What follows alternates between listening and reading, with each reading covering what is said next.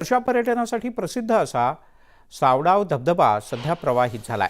गर्द वनराईतून कोसळणारा पांढरा शुभ्र धबधबा पर्यटकांसाठी आकर्षणाचं केंद्र आहे। मुंबई गोवा महामार्गावरून सावडाव धबधबा जवळ असल्यानं पर्यटक इथे आवर्जून गर्दी करतात।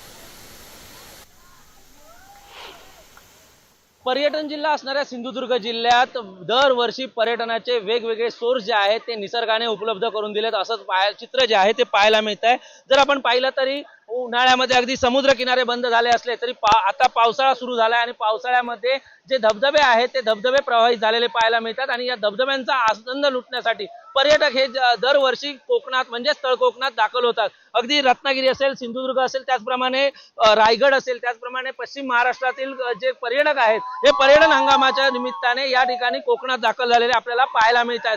आता जर आपण पाहिलं तर अगदी उन्हाळा कडक उन्हाळा पूर्ण झाल्यानंतर आता पावसाळ्यामध्ये हे धबधब्याचं जे ठिकाण आहे म्हणजे मुख्य हायवे पासून या ठिकाणी अगदी 1.5 ते 2 किलोमीटर अंतरावर आहे। या सावडाव धबधब्याकडे आता मी आहे आणि या सावडाव धबधबा अतिशय सुरक्षित असा धबधबा म्हणून याची ओळख आहे। आपल्यासोबत काही या ठिकाणी पर्यटक आहेत, काय सांगाल, कशा पद्धतीचा आनंद लुटताय आज, काय सांगाल?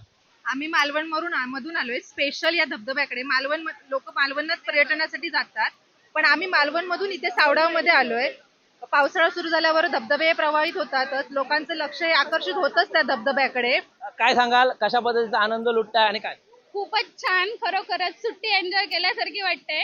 खरोखर येवा, कोकण आपलंच असं स्वागत आहे तुमचं कोकणामध्ये येणाऱ्या पर्यटकांचं। सिंधुदुर्ग म्हणजे आपला कोकण आणि सिंधुदुर्ग म्हणजे निसर्गाची खाणच आहे आणि आम्ही धबधबे बरेच फिरलो। मी दरवर्षी धबधब्यावरती प्रत्येक धबधब्यावर जातो, अगदी कोल्हापूरच्या बरकी धबधब्यावर सुद्धा गेलो।